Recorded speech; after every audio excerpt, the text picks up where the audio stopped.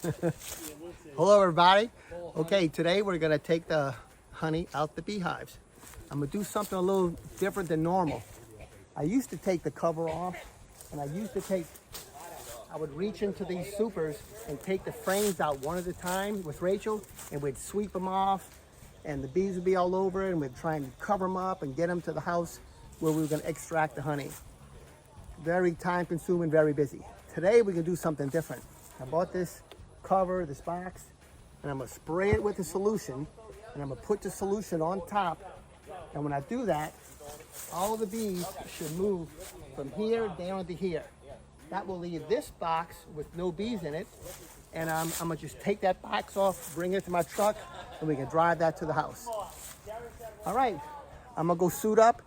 I might not talk as much while I'm doing it, but at least now you know what I'll be doing.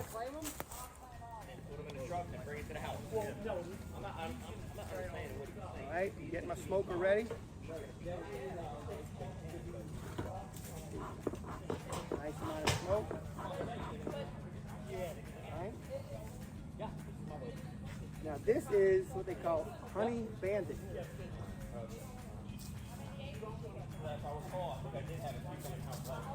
So I'm going to spray this Honey Bandit all on here.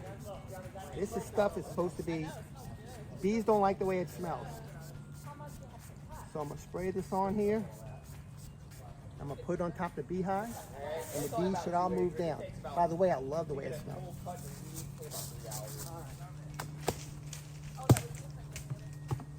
Oh, it does smell good. It smells just like amaretto. Yeah, amaretto. It smells like one of those fish bowls.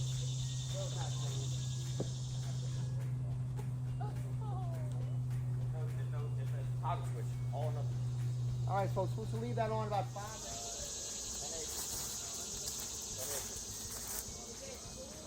So this is the stuff I sprayed on it. Again, it's called Honey Bandit. So there's a piece of felt on the inside of that cover. I kind of, soaked it with this stuff, and this is what they don't like, how it smells. As you notice, the top of that cover over there is gray. So it could be gray or black. That's supposed to absorb heat and then help this stuff start to evaporate and, spread through the top of the beehive. And again, the bees hate the way this smells, and it's supposed to move down. I'm supposed to wait 5 minutes, and that's when the bees should be moved down enough for me to take that top box off. So we have a couple more minutes to wait.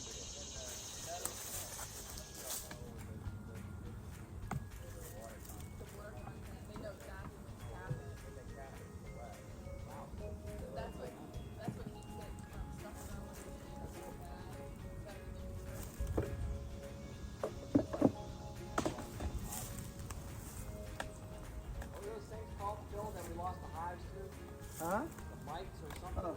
Wax moth.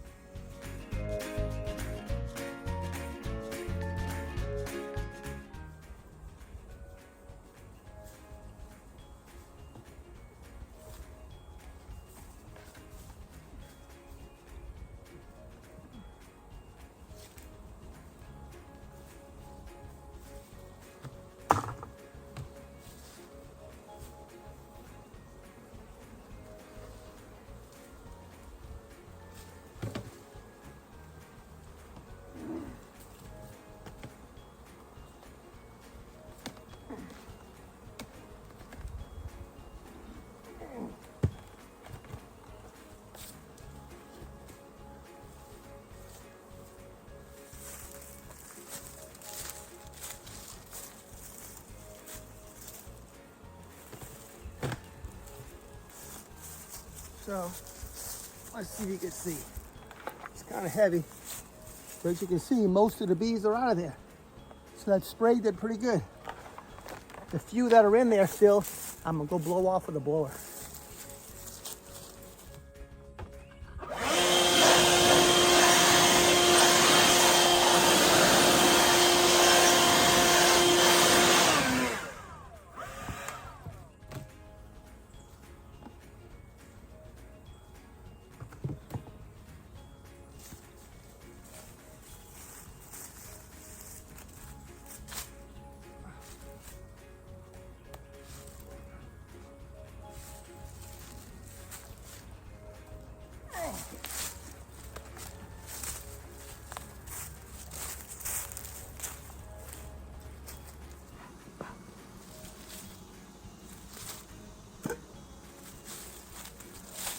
Okay, let's talk a little bit while we're waiting. We're waiting for the bees to move down with the chemical nail I just put on that hive. So, a super. So the brood boxes, we talked about this in past videos. Brood box. This is where the eggs and the larvae and all that is. We're gonna have honey. The honey we're gonna take will be in supers. They call them supers. Here's a super, here's a super. The smaller box is a super, and they're on top the brood boxes. So a super, people say, well, how much honey are you gonna get, Phil? Well, if that super's full, that super will hold, let's say 2 gallons, maybe 2.5, but let's say 2. So each super should hold 2 gallons of honey. They talk in terms of gallons. A pound of honey, some information, weighs 12 pounds. I mean, a gallon of honey weighs 12 pounds. Where a gallon of water weighs 8 pounds, a gallon of honey weighs 12 pounds. So, if 1 gallon is 12 pounds, and we have 2 gallons, that means each super has 24 pounds. Makes sense, right? So this super holds 24 pounds. So when you see me lifting it, it feels like it weighs more than 24 pounds. So I'm thinking it's about 2.5 gallons in there. But anyway, let's say each super has 24 gallons in it. The bottles I bought that I'm gonna be putting the honey into, you're gonna see a little bit later, hold a pound of honey. So each box should give me 24 to 30 of those little bottles that you will see later. There you go.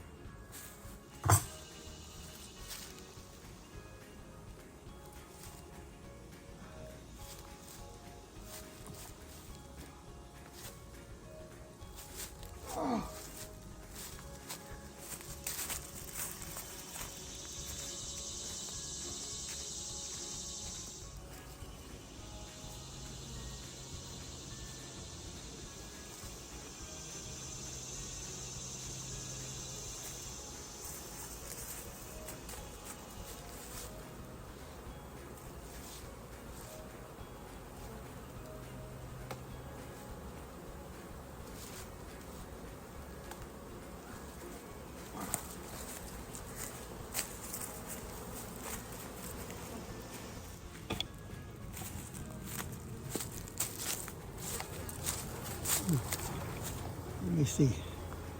Can you see that? All right. That's what it looks like before I put that cover on there. A lot of bees. Lots of bees. Anyway, that's a brood box. We can leave that. So I'm going to cover it up right now. And I'll be out of here.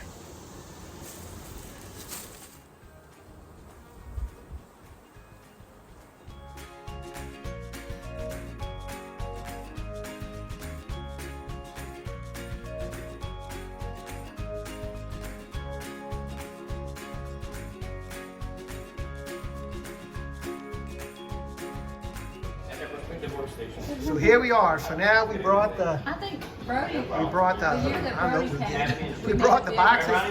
to the house, and now we're taking the frames out of the boxes and we brought them inside. And here's what we have. We're going to cut the light film of wax that's covering the honeycomb. So the bees put the honey, they build the honeycomb, they put the honey inside the honeycomb, then they cover it with a light film of wax. So what we're doing now is we're cutting that light film off, and then we're going to put them in the spinner.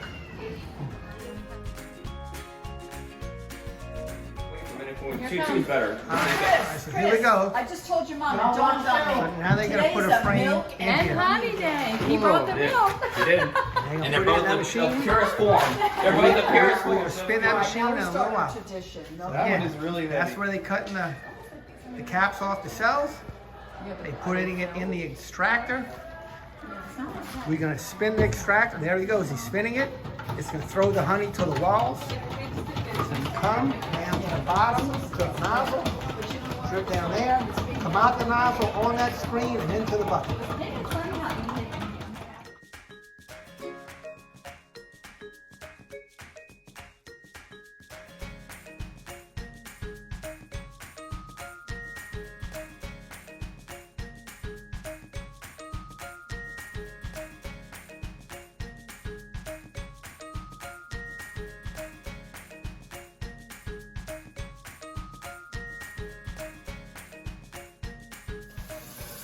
So there it is. What do we get? 5, 10, we got 15 gallons of honey.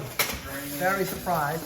So you saw us take it out the, what do we call that thing? Not the spinner, the extractor. And it went through the screen. It went into these buckets. And now here we are. We're gonna put them in a bottle. There it goes. And hold up there, there it is. Up, and there we go. And we're gonna put a cap on top. And voila.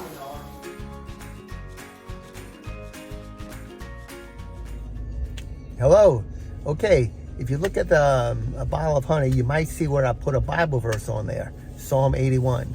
The reason I put that, some people might ask, why'd you put that on there? I like Bible verses, and I really like the Bible. So that's why I decided to put a Bible verse on there. Why'd I pick that Bible verse? I wanted a Bible verse that had the word honey in it. And so I Googled Bible verses with the word honey in it. And the first one that came up was this one, Psalm 81. And I really like this one. So that's the one I chose, and that's the one you see on the bottle. A little bit about it. Background before I say anything about the Bible verse has to do with reference the story of Moses. So back in the day when the Israelites were in bondage in Egypt and they wanted to get out, they were praying and praying, God help us, God help us. Sure enough, he sent Moses. You know about the 10 plagues, opening the Red Sea, the death angel, the 10 commandments, all that kind of thing. And the people, the Israelites, were on their way to the promised land, and they got to the promised land. And so this Psalm 81 references that story. Okay, so Psalm 81 kind of starts off with how we should, how the people should praise and be thankful and thank God for all he's done. He got them out of the land of Egypt. He got them into the promised land. Same with us. Same with us. We should praise God for all these good things. Anyway, but then toward the middle of Psalm 81, the people started lusting other things, having false gods, false idols, and just had their mind not on God. But they weren't not putting God first. They were just had their minds on other things, putting other things first. Kind of like what we do. We might do it with money. We might do it with the internet. We might do it with TV. We might do it with, that's all I can think of right now. Anyway, those type of things, just not putting God first. And so so then you'll see that about midway through Psalm 81. And right near the end, God says, man, if my people would just put me first, if they would just put me first, I would take care of their enemies, I would help take care of their problems, and things would be so much better. They would just put me first. God's a very jealous God. So anyway, so you see that. Now you won't see the mention of honey till the very end. So if you're reading Psalm 81, you don't see it. It's at the very end. And two things I want to point out. When God wanted to talk about something great and something good, he referenced honey. And where he used the word honey was, I would even give my people honey from the rock. That tells me God can give you a good thing out of a bad situation, out of a hard situation. And look, if he wants to give you something good, there's nothing impossible. He can take honey out of a rock. That's it.